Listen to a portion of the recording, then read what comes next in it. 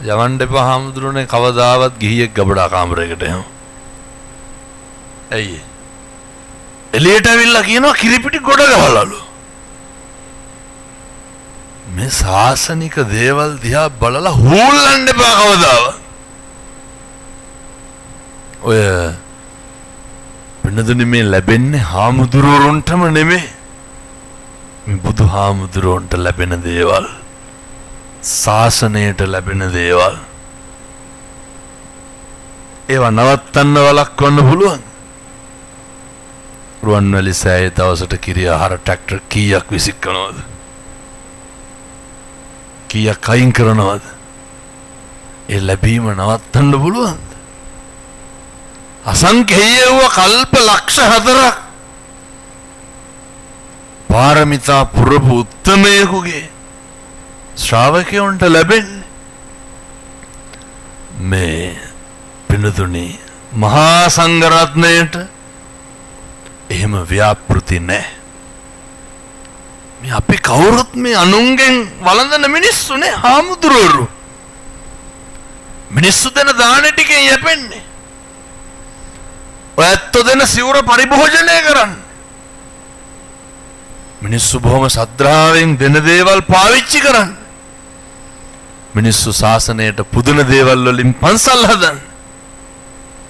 එහෙම නැත්නම් භික්ෂුන් වහන්සේලාට මම දැනුවත් එහෙම කරනවා නම් ඒ භික්ෂුන් වෙන්නත් බෑ. එම කාගේවත් කොන්ත්‍රාත් කරන හාමුදුරුවරු නෑ. පින්නතුනේ ශාසනික සම්බන්ධතා නඩත්තු කරනකොට හරි අපූර්වට අර ශාසනික හැඟීමෙන් කරන්න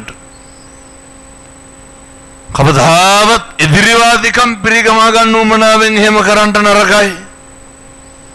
මම මෙහෙම දේශනා කරන්න හේතුව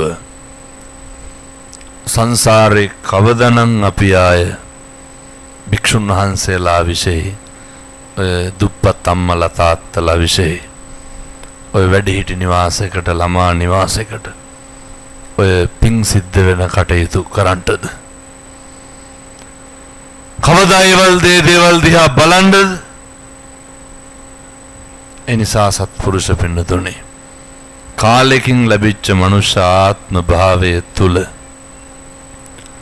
සබ්බවා පස්සා කරන සියලු පව් නොකලින්ට කුසලස්ස උපසම්පදා කුසල් විතරක් වඩන්න සියලු පව් නොකර කුසල් විතරක් වඩන එක ගෙවල් වල හරි අමාරු වැඩක්. ඒක කරන්න පුළුවන් හරි පහසුම දේ ක්‍රමය තමයි ඔය අම්මයි තාත්තයි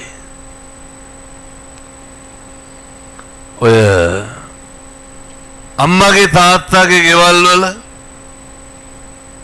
හරි අපූර්ව සම්බන්ධයක් තියෙන්න ඕනේ. ඔය සමහර තාත්තලා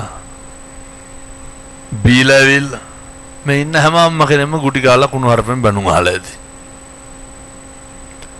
එහෙම ලැජ්ජාවකුත් නැහැ. කවදාවත් මේ මනත ගෙවල් වල දබර වෙන්න එපා.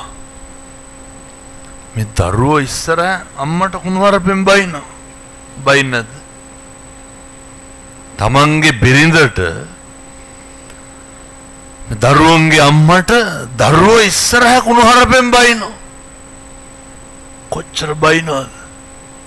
කවුරු ඉස්සරහද බයින්නේ? මේ දරුවෝ ඉස්සරහ. සත්පුරුෂ තාත්තලාට කියන්නේ කවදාවත් ඔය පව්කාර වැඩේ කරන්න එපා. අම්මගේ ආත්ම ගෞරවය රැකෙන්න ඕනේ. තාත්තගේ ආත්ම ගෞරවය රැකෙන්න ඕනේ. අම්මයි තාත්තයි හොඳට මතක තියාගන්න. ඔය දෙන්නගේ ආත්ම ගෞරවය රැකගන්න. දරුවෙකුට ඇහෙන්න ප්‍රශ්නයක්වත් කතා කරන්න එපා.